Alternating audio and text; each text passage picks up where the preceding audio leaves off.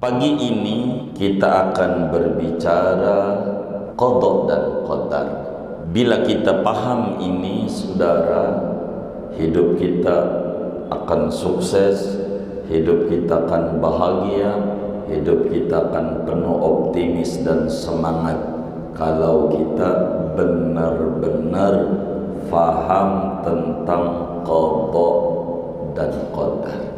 Kata Syekh Nawawi, seorang mukallaf wajib tertanam, wajib yakin, seyakin-yakinnya bahwa tidak akan terjadi apapun saja kecuali dengan qada dan qadar, ilmu dan iradatnya Allah Subhanahu wa ta'ala. Allahu ya Allahu ya Allah. Wal qada'u, adapun definisi qada indal asy'ariyati, menurut ulama-ulama asy'ariyah, iradatuhu, yaitu kehendaknya Allah, al-azaliyatu, yang bangsa azali, al-muta'alliqatu, yang berkaitan, bil asya'i, dengan segala sesuatu, ala ma hiya alaihi, sesuai atas apa-apa yang ada, sesuatu itu berada di atasnya, fi ma la yazalu, pada sesuatu yang tidak henti-henti, yakni pada zaman mendatang. Wal qadaru, sedangkan adapun definisi takdir, ijaduhu iyaha, yaitu mewujudkannya Allah, merealisasikannya Allah akan sesuatu itu, ala qadarin makhsusin, atas ukuran yang tertentu, wa takdirin muayyanin, dan takdir yang ditentukan, fi dzawatiha, pada zatnya sesuatu itu, asya, wa af'aliha, dan perbuatannya. Awil qada'u, atau adapun definisi qada itu, ilmuhu, yaitu pengetahuannya Allah, azalan, pada zaman azali, bil asya'i, dengan segala sesuatu, ala ma hiya alaihi, sesuai atas apa-apa yang adapun sesuatu itu berada di atasnya. Wal qadar, adapun takdir, ijaduhu iyaha, yaitu mengadakannya Allah akan sesuatu itu, ala ma yutabiqul ilma, atas apa-apa yang sesuai dengan pengetahuan Allah. Wa annahu yarhamu man yasha'u min khalqihi fadlan, dan sesungguhnya Allah yaitu merahmati oleh Allah akan siapa orang yang ia kehendaki daripada makhluknya, fadlan, sebagai anugerah dari Allah, bukan kewajiban. Wa yu'adzibu man yasha'u minhum adlan, dan menyiksa oleh Allah akan siapa orang yang ia kehendaki, minhum, dari makhluknya, adlan, sebagai keadilan, bukan kezaliman.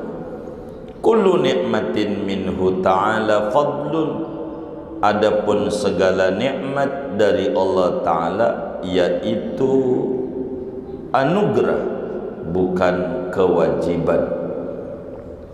Wa kullu niqmatin minhu adlun, adapun tiap-tiap siksaan, derita dari Allah, adlun, yaitu merupakan keadilan Allah, bukan kezaliman. La yus'alu amma yaf'alu wa hum yus'alun. Tidak ditanya Allah dari apa yang ia perbuat, dan merekalah makhluknya yaitu yang akan ditanyai. Fama fa'ala fihim fahuwa ghairu malumin. Jangan maklumin itu, salah itu kitabnya. Fama fa'ala fihim, maka apa-apa yang memperbuat oleh Allah fihim pada makhluknya, fahuwa ghairu malumin, maka dia Allah yaitu tidak dicela.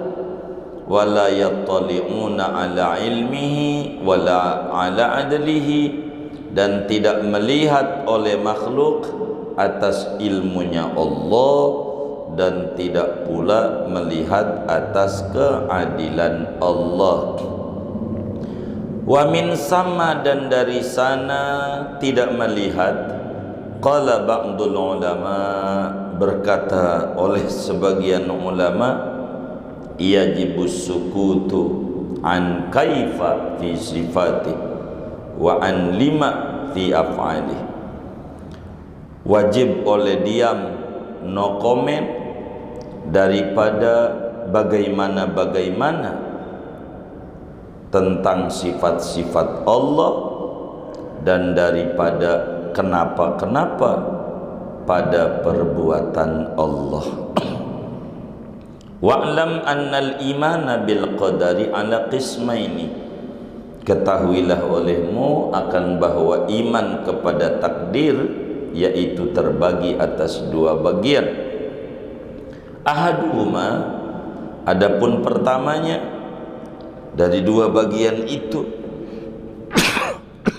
al-imanu, yaitu beriman, bi annahu ta'ala,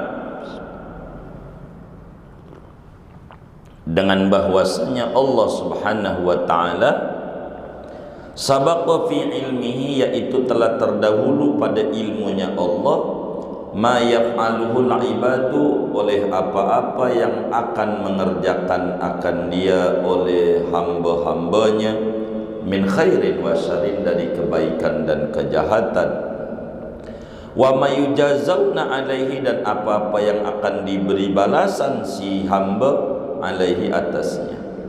Wa annahu ta'ala kataba dzalika indahu wa ahsah, dan bahwasanya Allah Ta'ala yaitu telah menggariskan, telah mencatat oleh Allah akan yang demikian itu yang dikerjakan hamba, indahu, di sisi Allah, wa ahsahu, dan mencatatnya.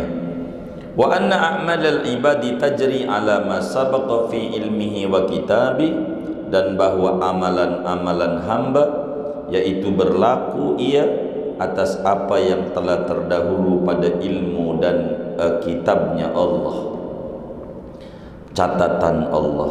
Sanihima, adapun yang keduanya dari dua bagian, annahu ta'ala, yaitu bahwa Allah Ta'ala khalaqa af'ala ibadihi, yaitu mencipta oleh Allah akan perbuatan hamba-hambanya, kullaha, seluruhnya perbuatan, min khairin, dari kebaikan, wa syarrin, dan keburukan, wa kufrin, kekufuran, wa imanin, dan iman. Wa hadzal qismu, adapun ini bagian, tunkiruhul qadariyah, yaitu mengingkari akan ini bagian oleh golongan qadariyah, kulluhum, seluruhnya. Wal awalu, adapun bagian yang pertama dari paparan iman kepada takdir, la yunkiruhu, yaitu tidak mengingkari akan dia, illa gulatuhum, kecuali golongan ekstrimnya qadariyah. Afada dzalika Ibnu Hajarin fi Syarhil Arba'in, menerangkan akan yang demikian itu, wal qada indal Asy'ariyah, dan seterusnya oleh Imam Ibnu Hajar Al-Haytami di dalam kitab Syarah Al-Arba'in Nawawi Al-Fathul Mubin. Wallahu a'lam bishawab. Segini, saudara-saudara sekalian yang mulia, kita masih ngaji tentang usul din, yang ada di dalam kitab Bahjatul Wasail Syekh Nawawi Al-Bantani mensyarahi Risalah Jami'ah Al-Habib Al-Habashi. Pagi ini kita akan berbicara tentang qada dan qadar.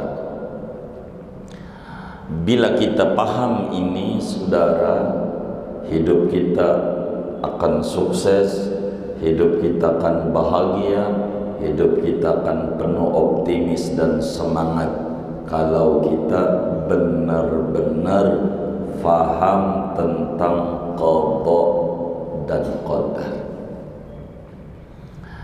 Kata Syekh Nawawi, wala yahdutsu bi dhammid dali hadisun ay la yujadu mawjudun minal kainati illa bi qadaihi wa qadarihi bi fathid dal wa iradatihi.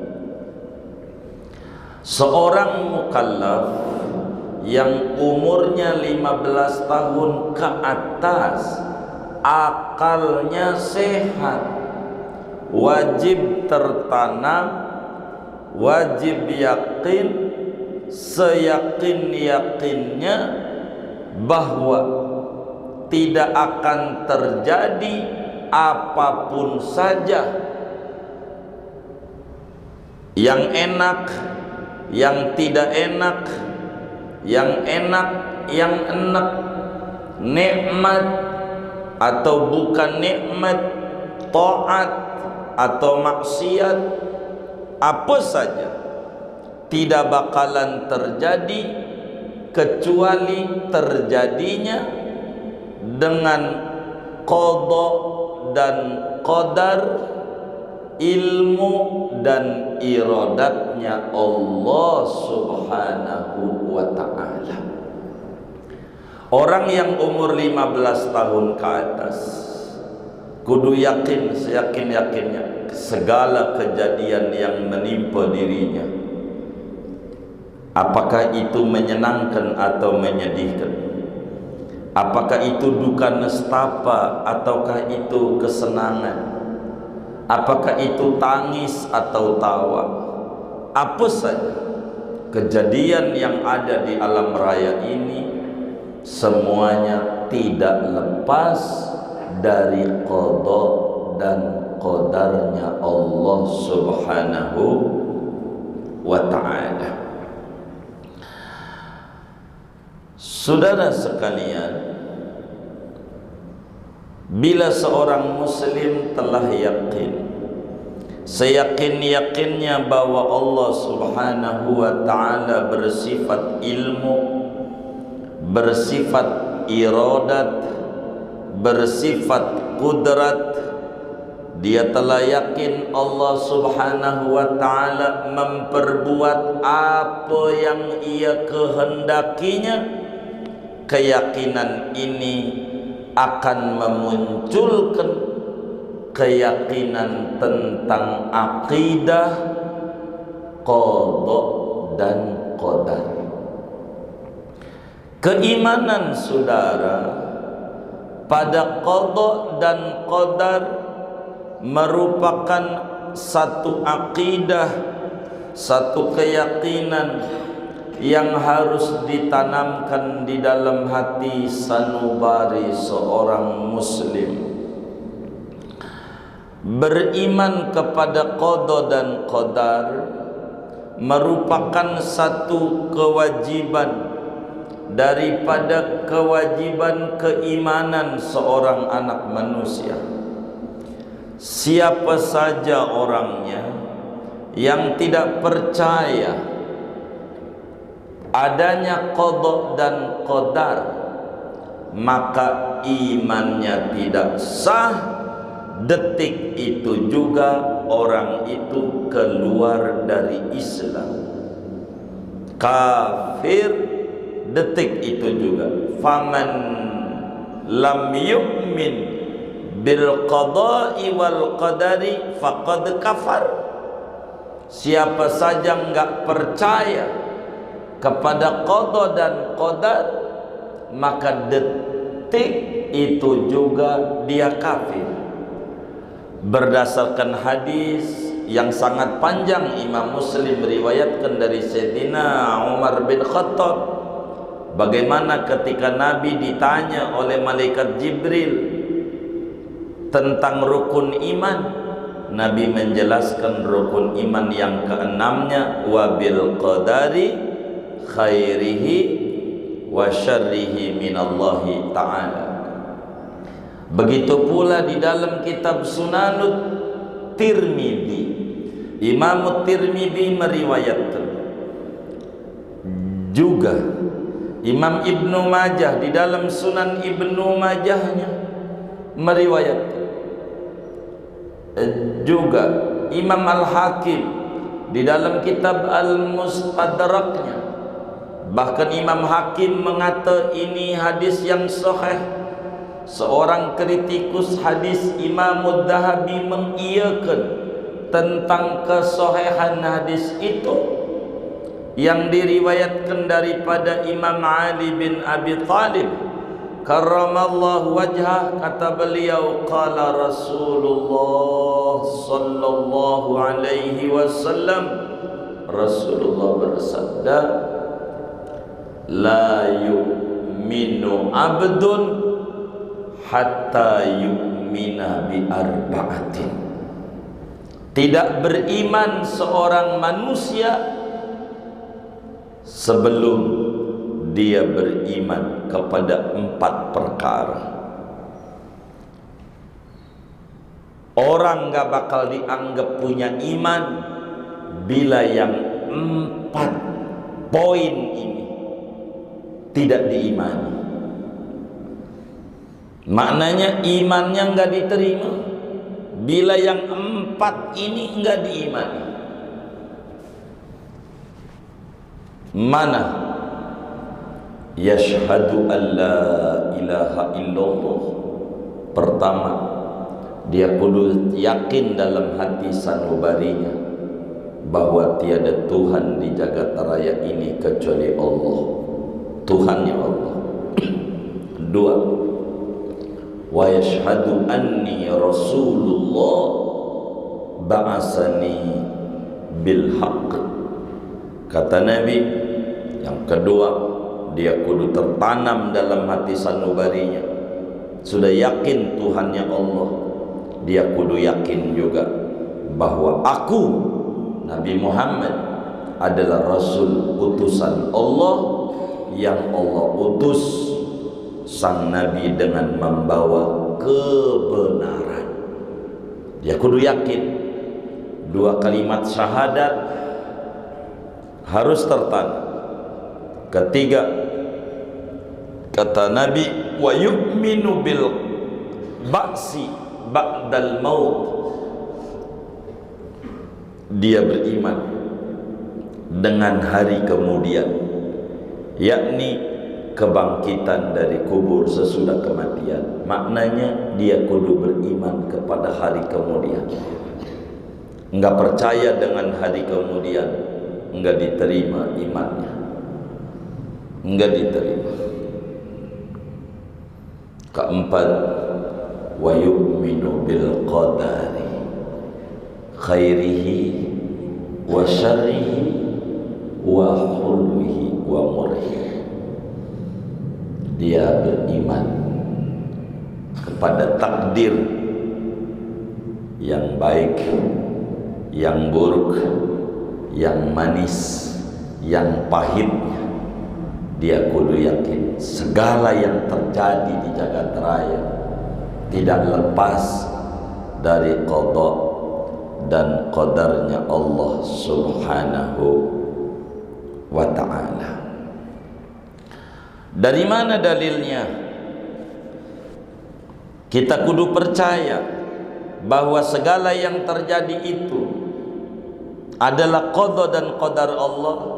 Dalam Al-Quran Allah Subhanahu wa ta'ala menyatakan, inna kulla syai'in khalaqnahu biqadar. Segala sesuatu Allah cipta dengan takdir, dengan qada dan qadar. Telah dicipta, ada takdir yang berlaku.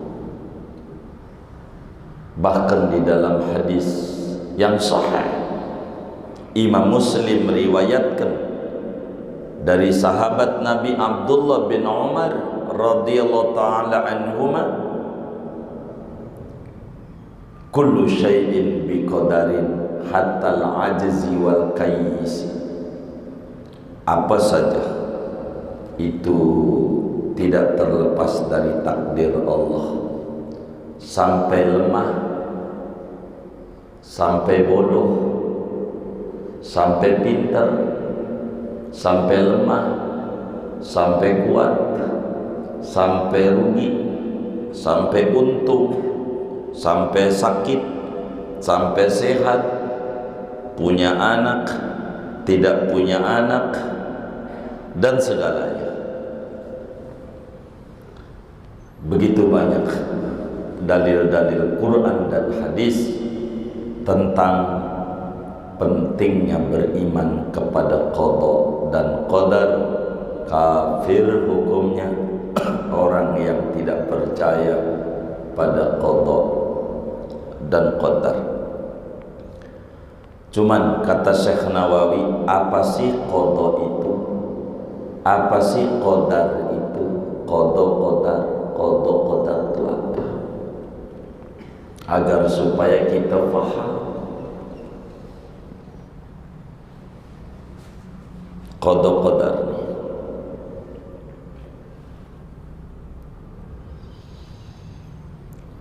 Qada itu saudara, sebelum kita terangkan panjang, adalah konsekuensi daripada keyakinan bahwa Allah punya sifat ilmu dan punya sifat iradat.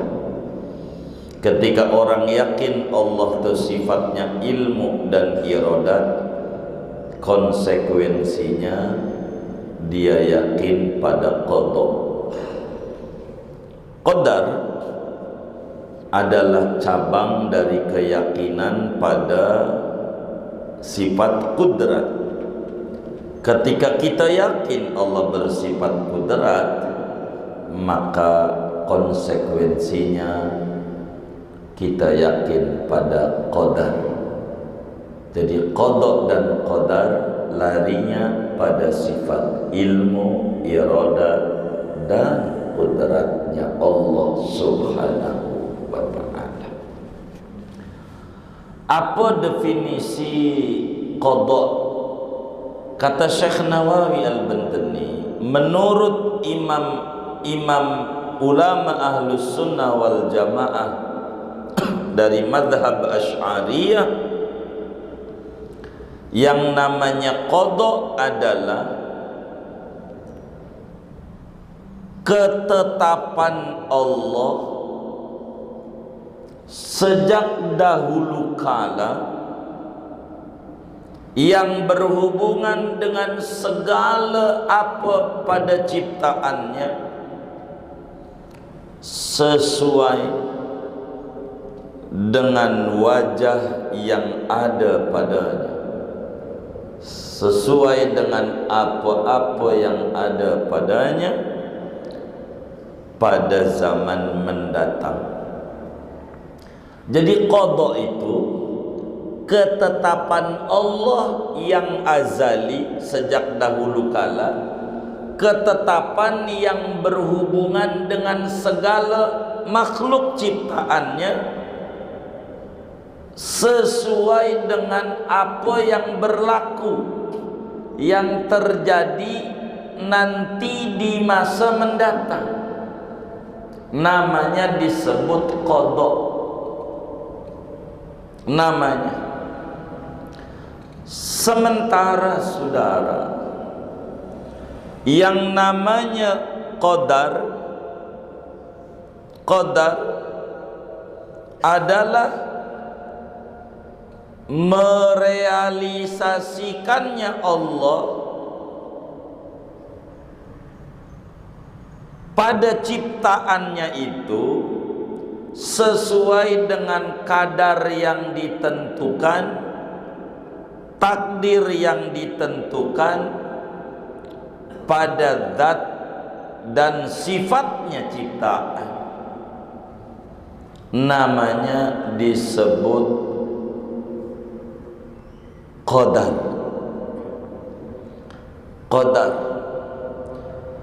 Bila ini uraiannya saudara, maka qada kembalinya kepada sifat iradat, sedangkan qadar kembalinya kepada sifat kudrat. Biar mudah memahami qada dan qadar, ini Masjid Al-Ma'mur. Kodok dulu biar gampang, untuk memudahkan memahami. Sebelum dibangun, digambar. Begini bentuknya, tiangnya begini, 2 lantai, nanti jendelanya begini-begini, bentuknya kayak begini, pintunya sekian, ininya sekian.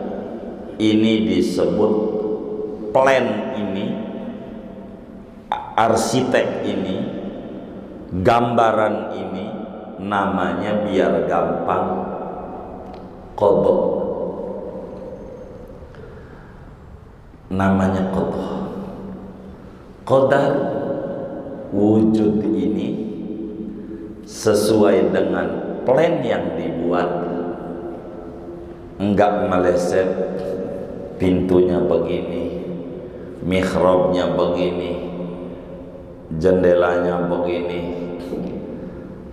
tempat parkirnya sekian, ininya begini, ininya begini, kayak begini. Namanya qadar. Namanya qadar. Biar gampang. Kalau handphone qada, udah rencana mau ngetik yang enak sarapan NU PKS, nasi uduk plus ketupat sayur, pengen nulis, itu namanya qada. Ketika tangannya pencet-pencet keyboardnya dan bentuknya sudah menjadi status, itu namanya qadar. Sebelum kita lahir, ini orang nanti laki-laki,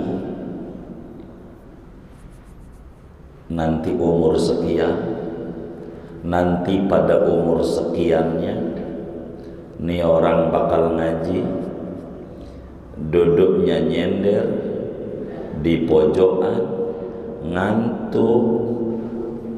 Ini enggak meleset di hari itu, namanya takdir.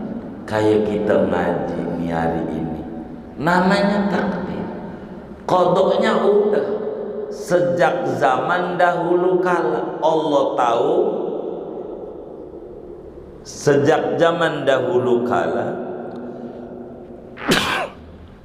terhadap apa yang berlaku pada kita, sesuai apa yang ada pada masa mendatang. Enggak bakal meleset, enggak bakal.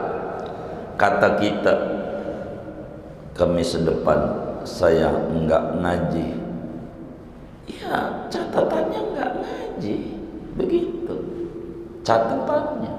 Enggak bakalan bergeser, itu namanya qada. Prakteknya, realisasinya namanya qadar. Satu definisinya. Atau definisi qada dan qadar terbalik. Begitu. Apa itu qada?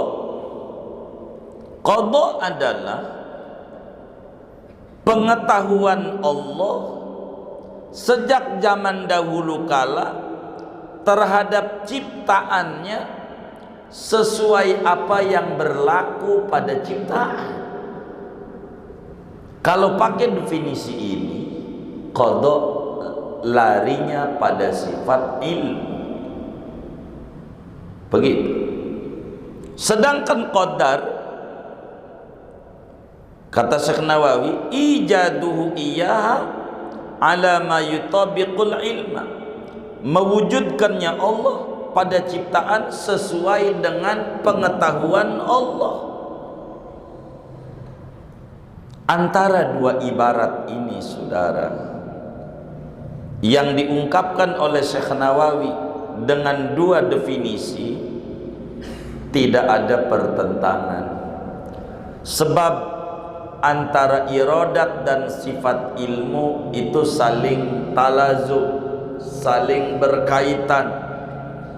Karena ta'alluqnya iradat mengikuti kehendak apa yang diketahui oleh Allah Subhanahu wa ta'ala, sehingga khilafnya hanya lafzi saja. Dari sini saudara kita harus paham qada dan qadar sesudah memahami definisi. Qada adalah rancangan terhadap apa yang ada, qadar adalah realisasi dari apa yang ada.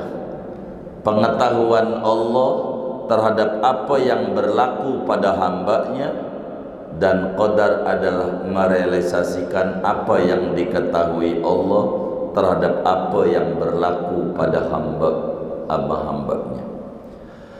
Dari sini saudara kita harus pahami betul tentang mantiqatul jabar dan mantiqatul ikhtiyar. Ini kita kudu paham. Dari qada dan qadar kita kudu ngerti apa yang disebut mantiqatul jabar dan mantiqatul ikhtiyar, wilayah keterpaksaan dan wilayah kemampuan yang ada pada kita, supaya kita jangan sampai bersandar pada takdir, pada perbuatan yang menyalahi agama. Kemarin disinggung, jangan sampai kita malas ngaji lalu bersandar kepada takdir. Bang Haji yuk, lu jangan ajak-ajak gua ngaji. Nanti juga kalau gua dapat hidayah, gua ngaji tanpa lu ajak. Kalimat kayak begitu, dosanya ditumpahin ke bumi enggak muat. Saking gedenya bersandar pada takdir. Dia tidak faham mana mantiqatul jabar, mana mantiqatul ikhtiyar. Dia tidak paham. Ketika mabuk-mabukan, lalu kemudian itu ditegur, bang jangan minum minuman, dia marah, lu jangan larang-larang gua mabuk. Nanti juga kalau gua dapat hidayah, gua berhenti tanpa lu larang. Kalimat yang muncul kayak begitu, dosanya lebih besar dari dosa maksiat itu sendiri yang dia lakukan. Itulah bahasa kami mengungkapkan ditumpahin ke bumi, kagak muat. Saking gedenya dosa, ittikalan alal qadar fima yukhalifu awamirahu ta'ala. Bahaya. Kita kudu faham mana mantiqatul jabar, mana mantiqatul ikhtiyar. Karena itu saudara, Imam Nawawi, bukan Syekh Nawawi, ada Syekh Nawawi, ada Imam Nawawi. Syekh Nawawi ulama besar Islam asal Nusantara, asal Indonesia, dari Banten. Kalau Imam Nawawi ulama besar Islam asal Damaskus, Syria. Imam Nawawi di dalam syarah Sahih Muslim pada paparan tentang takdir, beliau menukil kalamnya Imam Al-Khattabi. Kata beliau, terkadang orang punya anggapan takdir itu bentuk pemaksaan Tuhan kepada hambanya. Ada orang punya anggapan takdir adalah bentuk pemerkosaan Tuhan kepada hambanya. Padahal bukan itu. Sebab takdir adalah pengetahuan Allah. Ini berbicara tadi, pengetahuan Allah tentang apa yang berlaku pada hambanya. Allah tahu ini bakal kelakuannya begini, ini bakal kelakuannya begini, ini bakal kelakuannya begini, kehidupannya bakal begini, tahu. Bukan bentuk pemaksaan yang manusia tak ubahnya kayak apa bulu ayam. Angin ngidul, angin ngilir, ngulon, ngetan, kagak ada kemampuan apa-apa, dipaksa. Kalau memang betul itu pemaksaan, jorokin dari lantai 2 Masjid Al-Ma'mun. Begitu. Dia marah, lu ngapa jorokin gua? Takdir. Jangan marah sama saya, marahnya sama Allah. Kira-kira diterima nggak sama dia? Nggak, kagak. Sebab ada mantiqatul jabar, ada mantiqatul ikhtiyar. Kita fahamin ini. Nih ngaji bisa sampai dohor, terserah pokoknya. Kalau belum kelar, belum berhenti. Kita kudu paham. Di sini kehebatan orang-orang dulu. Saya mau dongengin dikit. Nabi pasti masuk surga enggak?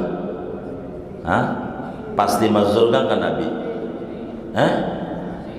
Nabi pasti masuk surga enggak? Pasti. Yakin enggak? Yakin. Nabi pasti masuk surga.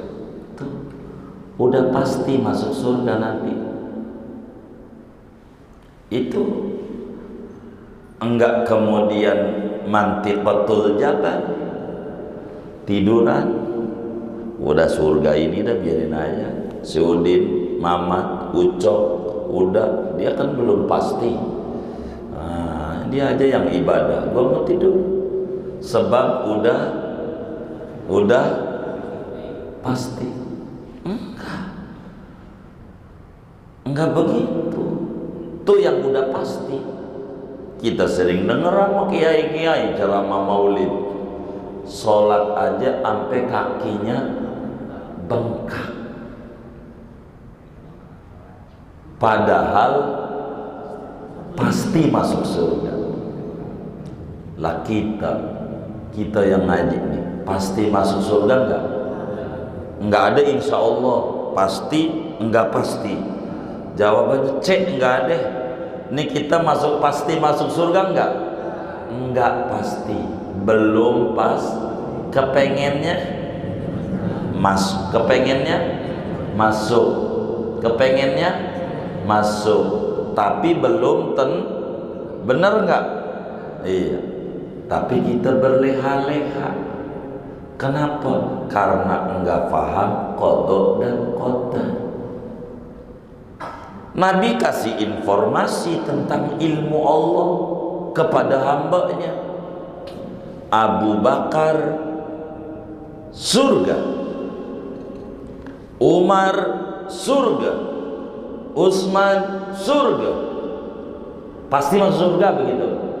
Ali surga, Abu Ubaidah bin Jarrah surga, dan terus al-asyara al-mubasysyaruna bil jannah, 10 orang yang dijamin masuk surga. Bagaimana perilaku mereka? Yang dibilang Utsman bin Affan surga, Nabi udah bilangin, ini orang bakal masuk surga. Nabi kasih informasi dari apa yang Nabi tahu tentang ilmu di Lauhul Mahfuz. Ini orang ujungnya surga. Kalau kita orangnya itu udah tiduran. Orang baba gua kiai, nggak nyantai aja. Gua kan orang dalam, begitu. Kita nggak paham qada dan qadar, begitu. Enggak begitu. Ketika dikata Utsman bin Affan surga, apa yang berlaku pada pribadi Sayyidina Utsman? Itu sholat witir tiap malam di rakaat terakhir, yang kita orang biasanya bacanya kulhu, falak, an-nas, 3 surat bila witir terakhir. Tapi Sayyidina Utsman tiap malam witir terakhirnya bukan 3 surat tapi 114 surat.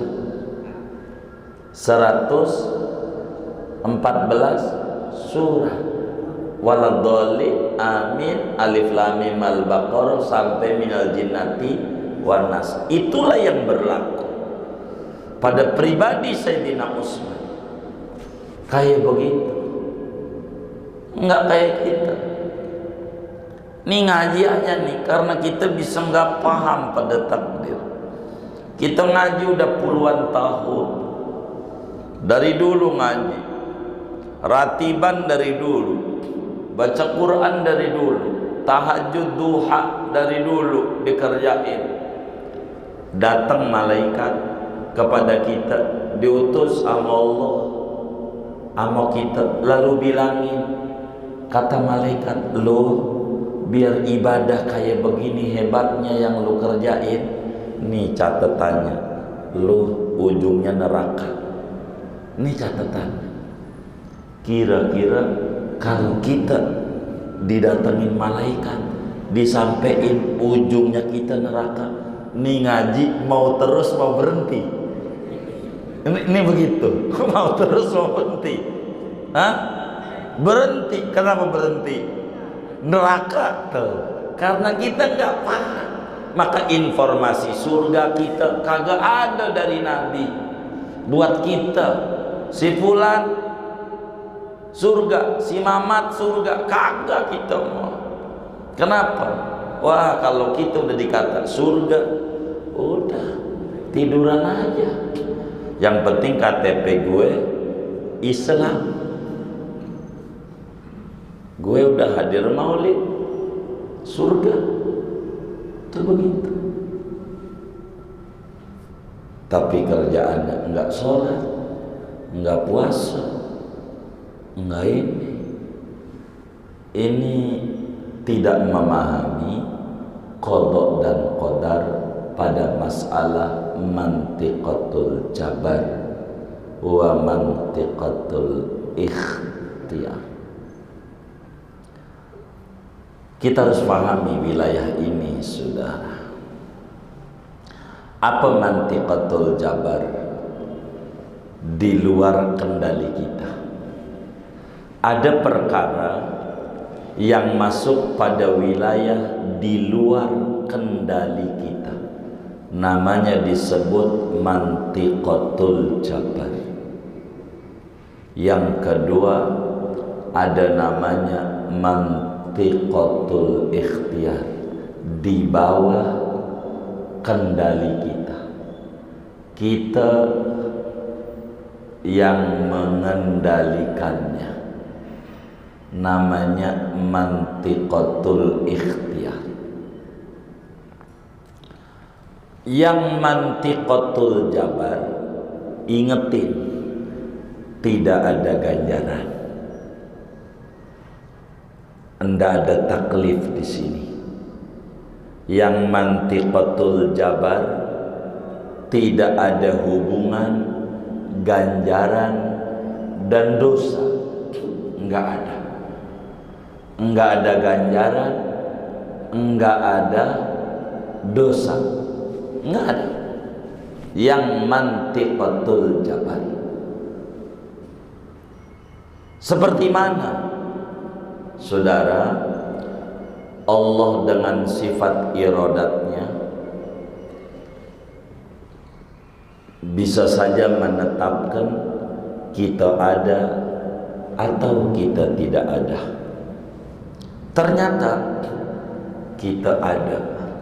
Ini adanya kita ketetapan Allah, qada dan qadarnya. Biar gampang lahir dah ada lahir. Tuh lahir kita enggak ada ganjaran, enggak ada dosa, sebab mantiqatul jabar, di luar kendali kita, di luar mau kita. Ini keterpaksaan.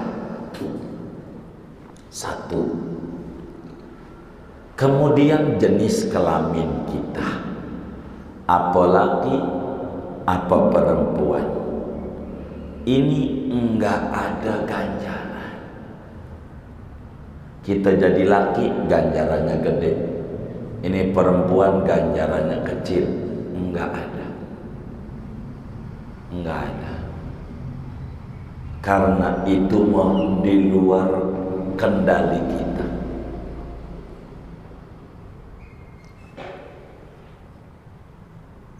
Pesek apa mancungnya hidung kita, itu mantiqatul jabar.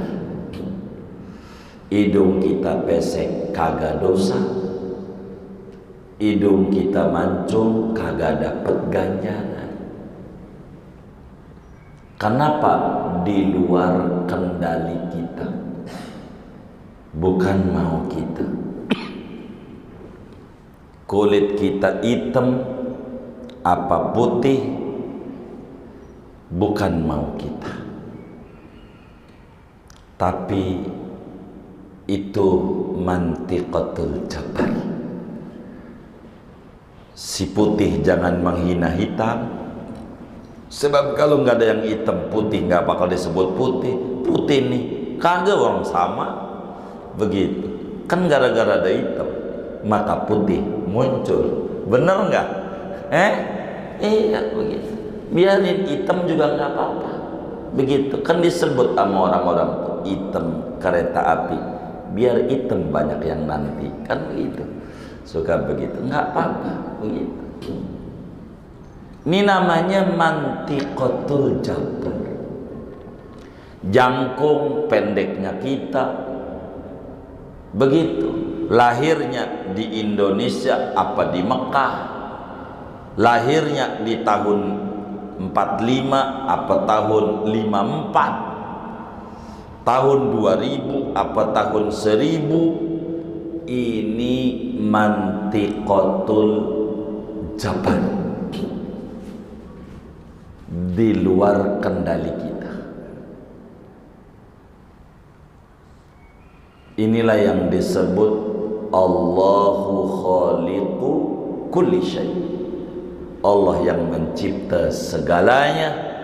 Inna khalaqnahu biqadar. Sesungguhnya kami telah ciptakan segala. Inna kulla syai'in khalaqnahu biqadar. Apa saja sudah ditetapkan segalanya. Mantiqatul jabar ini saudara, enggak ada ganjaran, enggak ada dosa, termasuk kita sakit, kita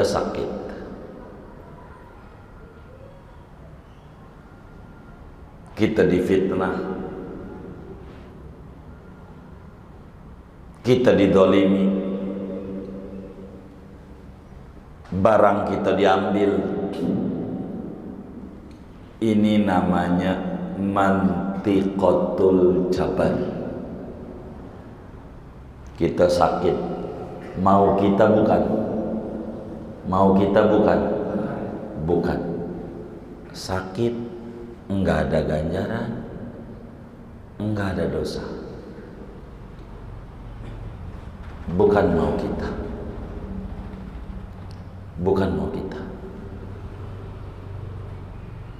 Tapi saya sabar. Nah, sabar tuh mantiqatul ikhtiar. Mau dipakai ngeluh kah? Kemampuan lokal dia.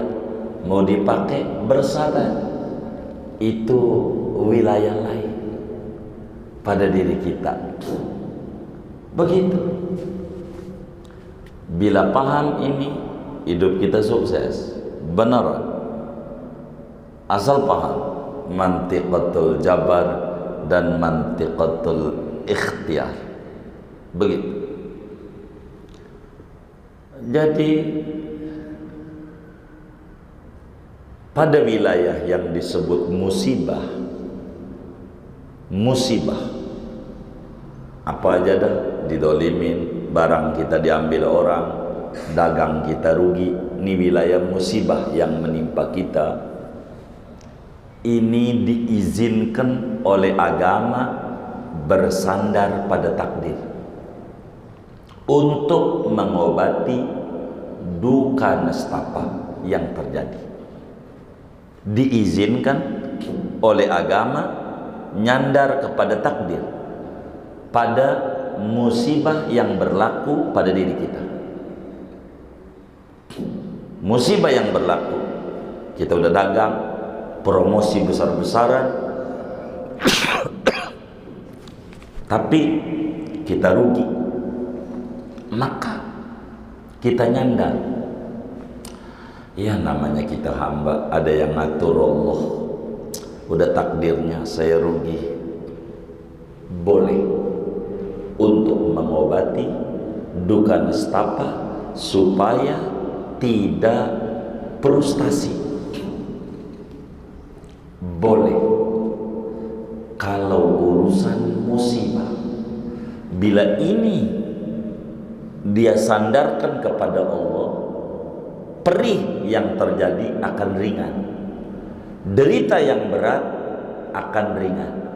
Inilah yang dikata oleh Imam Ibnu Athaillah dalam hikamnya, liyukhaffif alamal bala'i minka ilmuka bi annahu subhanahu wa ta'ala huwal mubli. Keyakinan Anda, kesadaran Anda, yang memberi musibah adalah Tuhan, akan meringankan berat beban derita yang menimpa Anda.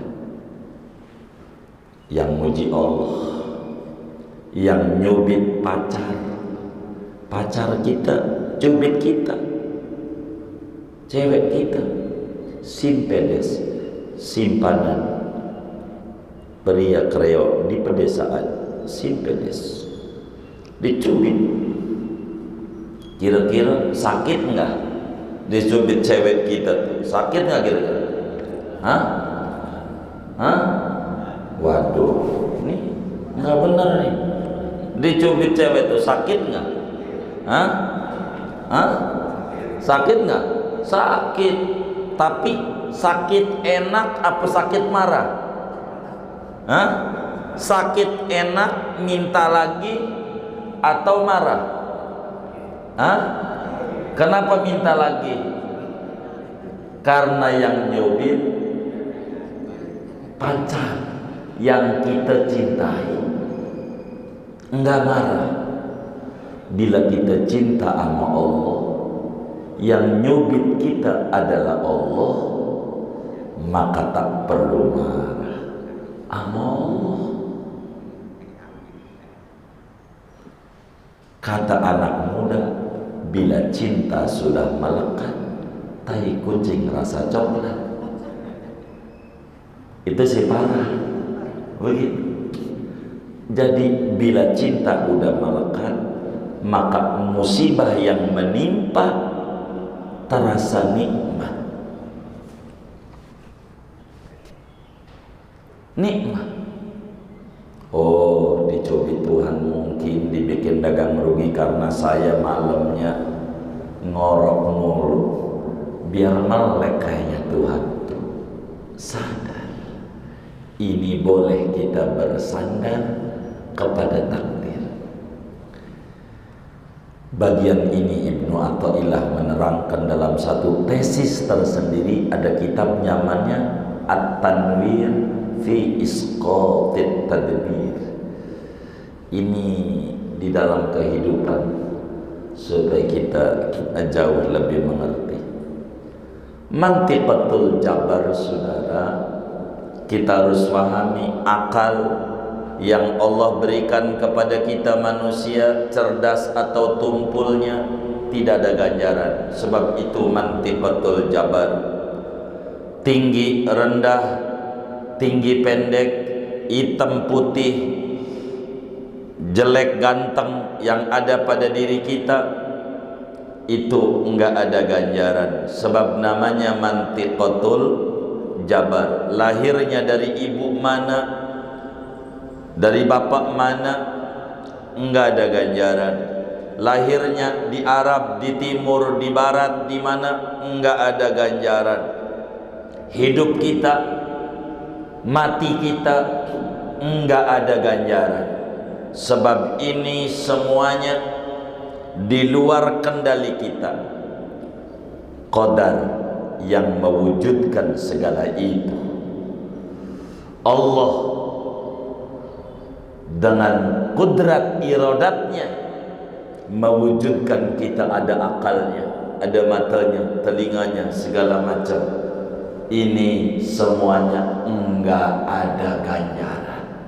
Sebab pada masuk wilayah mantiqatul jabar, iman pada wilayah ini wajib hukum, bahwa kita jadi manusia Allah yang adain. Kita jadi kayak begini Allah yang adain. Kita jadi laki-laki Allah yang mewujudkan. Yakini itu. Dan kita wajib beriman pada bagian ini. Yang kedua, saudara, namanya mantiqatul ikhtiyar.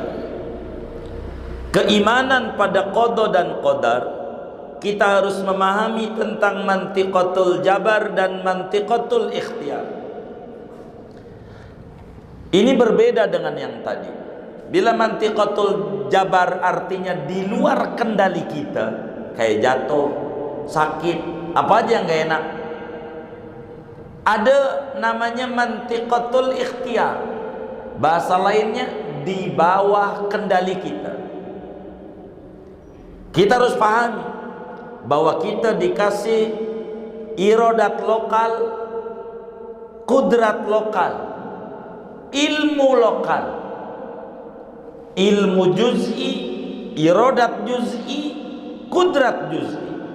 Kita punya pengetahuan, kita punya keinginan, kita punya kemampuan, ada pada diri kita. Allah kasih pengetahuan lokal, lokal itu terbatas, keinginan lokal, keinginan terbatas yang tidak bisa mewujudkan kudrat lokal. Kita sadari itu ada di dalam diri kita. Kita punya akal, sadar sesadar-sadarnya. Kita diberikan bebas untuk mengerahkan daya kemampuan yang ada pada diri kita. Apa yang ada di balik hati kita bisa diucapkan oleh mulut kita. Kita sadar sesadar-sadarnya bahwa kita diberi kebebasan oleh Allah, karena ada iradat juz'i, ada kudrat juz'i, ada ilmu juz'i. Apa yang kita lakukan itu dinisbatkan oleh Allah kepada kita. Sampai Allah bilang faman syaa'a falyu'min wa man syaa'a falyakfur. Siapa mau silakan beriman. Itu maknanya kita maukah akal kita digunakan untuk tunduk kepada Allah.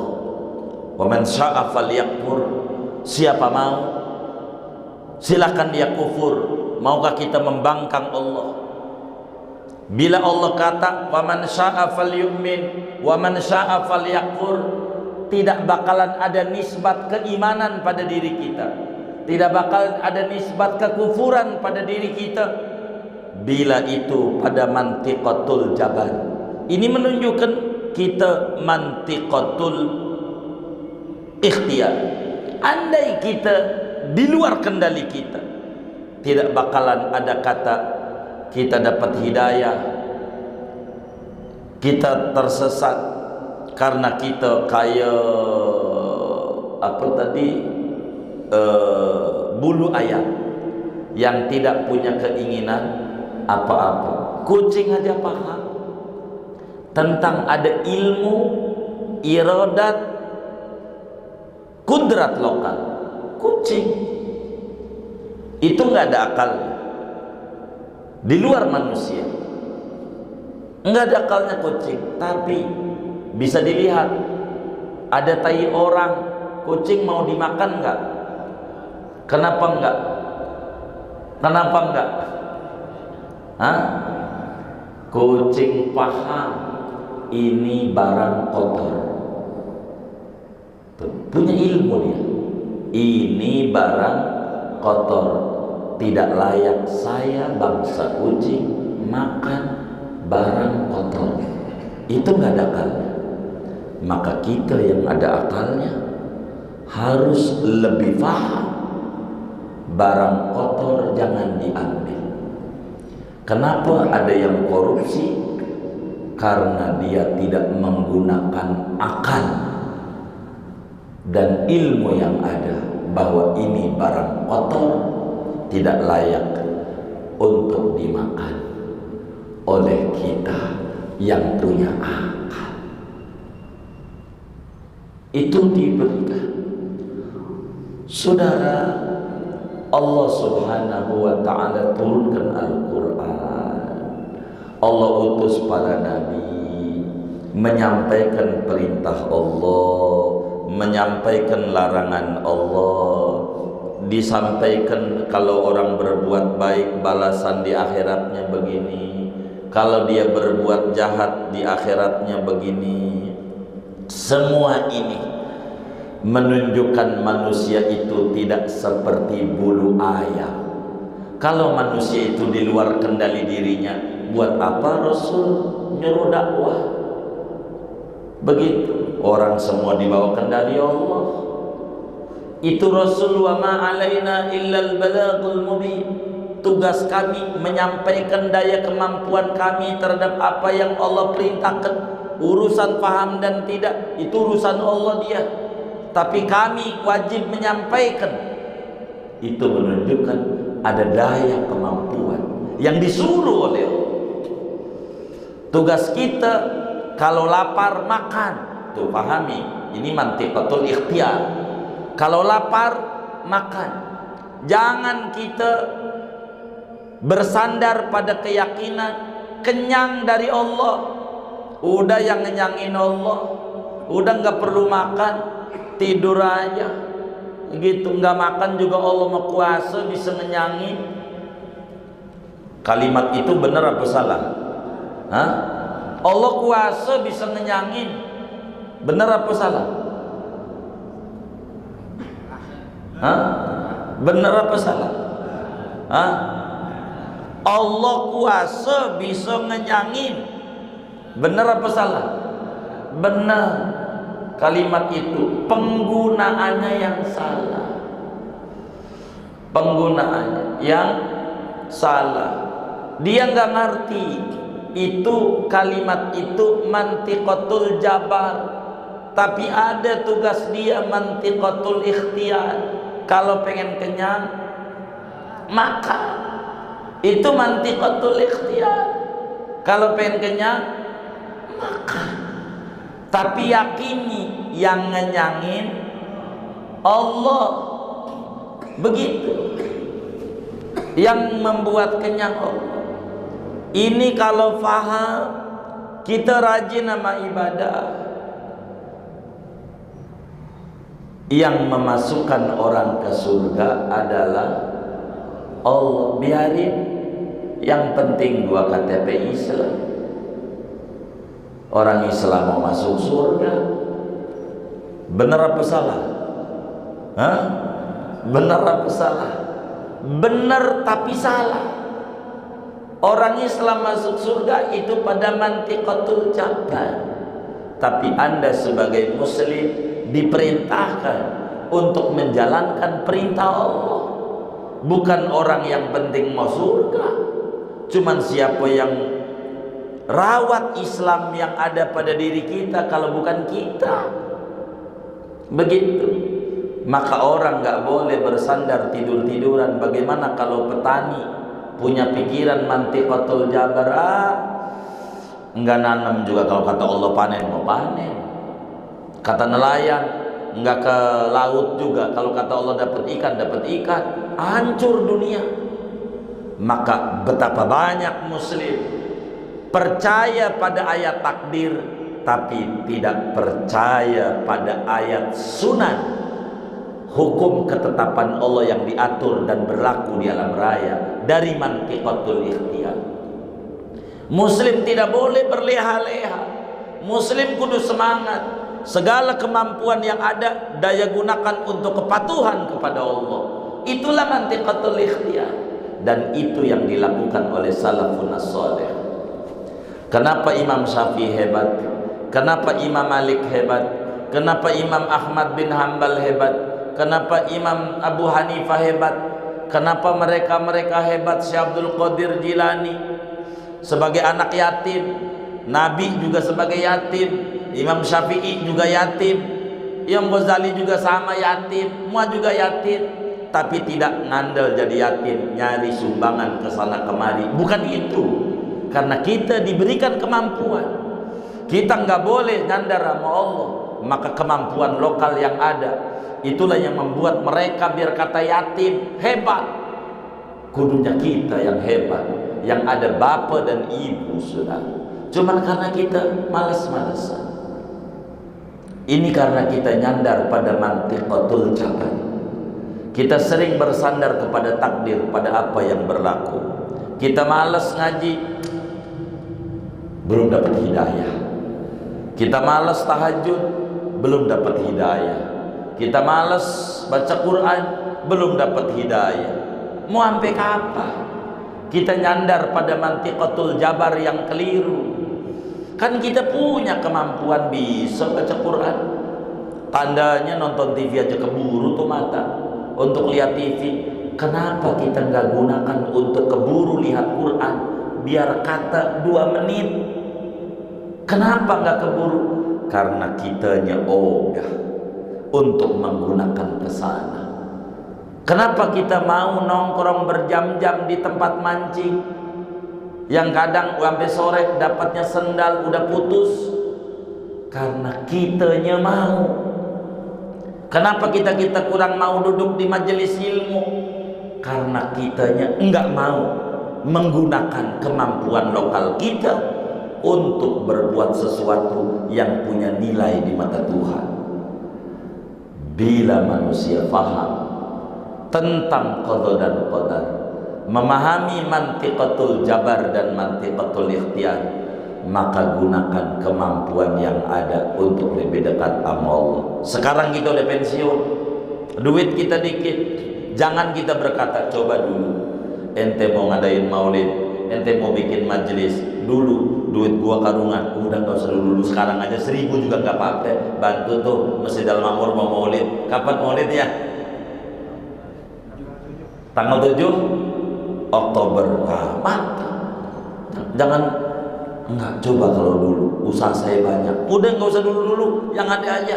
Karena Allah yang dinilai menggunakan irodat, kudrat, ilmu juz'i yang ada. Kita sekarang udah tua, ibadah nggak bisa, Baca Quran gagal lihat, mata udah lamur. Baca kulhu bisa, baca kulhu. Kita nggak bisa baca kulhu juga. La ilaha illallah bisa, baca la ilaha illallah. Salawat nariyah kita nggak bisa, udah pendek aja. Sallallahu Muhammad bisa, itu yang kita bisa. Jangan nggak. Mulut kita harus digunakan untuk memuji Allah. Inilah mengerti tentang percaya pada takdir. Singkatnya, kata Ibnu Athaillah pada bagian ini, mata a'taka ashhadaka birrah wa mata mana'aka ashhadaka qahrah. Bila Allah subhanahu wa ta'ala memberi kepada Anda, dagangnya untung, bisnis sukses, itu bukan karena Anda hebat, bukan. Allah sedang tunjukkan kemahabaikan dengan takdir Allah. Tapi bila yang Anda dapat dagang rugi atau hal lain yang tidak mengenakan, itu Allah lagi tunjukkan kemaha kuasaan Allah, bisa berbuat apa saja yang si hamba tidak mau, dia bisa. Meski segalanya ada hikmah besar. Maka keimanan kepada qada dan qadar ini, saudara, akan melahirkan muslim punya akhlak mulia. Ada tawakal. Apa tawakal? Apa tawakal? Hah? Tawakal? Hah? Tawakal itu as-siqah 'ala Allah ba'dal amal.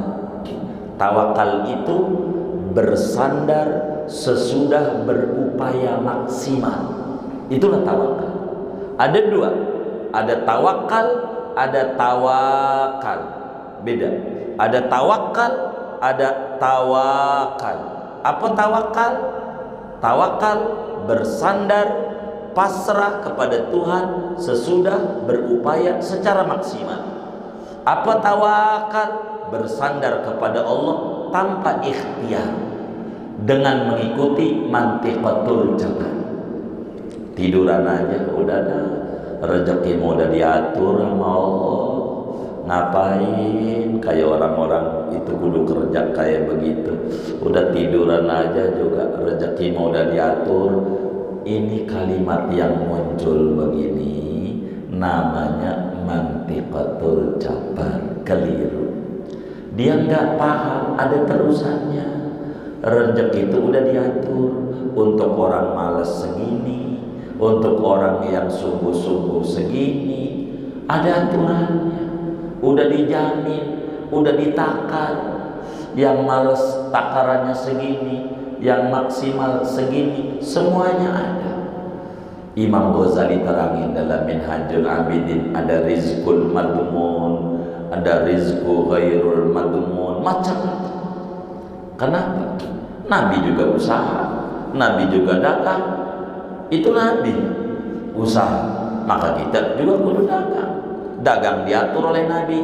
Jangan dagang kain kafan doang, makruh. Nabi kurang suka umatnya dagangnya kain kafan doang. Karena orang yang dagang kain kafan doang, nanti wirid sholat duhanya, Allahumma in kana rizki bisa ma'ifanzilu, ya Allah, kalau rezekiku, rezekinya apa? Hah? Iya, orang mati. Ya Allah, ngapain gak ada yang mati ya? Jangan kain kafan doang, diselingi sama yang lain. Makruh, begitu, makruh, begitu. Kita jadi dokter, jangan usahanya cuman klinik doang, jangan. Kalau kita jadi dokter, kudu ya bangun kontrakan, punya toko kan di Cipulir, apa aja, punya usaha lain. Jadi sehingga kita enggak sholat duhanya, ya Allah, ngapa ini orang pada sehat semua? Ya Allah, orang sehat diomelin begitu. Jadi biar ada bahaya, enggak fokus pada itu, nyantai dulu. Maka kata Mu'allim Syafi'i Hadami rahimahullah rahmatal abrar, santri kudu punya usaha. Dari mana itu? Dari Nabi punya usaha supaya tidak ngandar sama kehidupan. Begitu. Jangan sampai kita ini enggak ada yang mati apa yang enggak ada tahlilan. Begitu. Jangan sampai begitu. Biar kita biar tenang. Ini mantiqatul jabar, mantiqatul ikhtiyar. Betapa banyak muslim percaya pada ayat takdir, tapi kurang percaya pada ayat hukum-hukum Tuhan pada alam raya. Kalau orang faham, bila lapar makan, yakini yang membuat kenyang Allah. Pengen punya anak, nikah dan tidur sama bini, yakini yang mewujudkan anak Allah. Bila pengen untung dagang, yakini yang membuat untung Allah. Bila pengen sembuh berobat, yakini yang nyembuhin Allah. Berobat ada ganjaran, bisnis dagang ada ganjaran, apalagi dato tidur sama bini ada ganjaran. Dari mana? Mengerahkan daya kemampuan yang Tuhan kasih dari ilmu juz'i, iradat juz'i, kudrat juz'i, kemampuan lokal yang ada, dijalankan sebagaimana mestinya.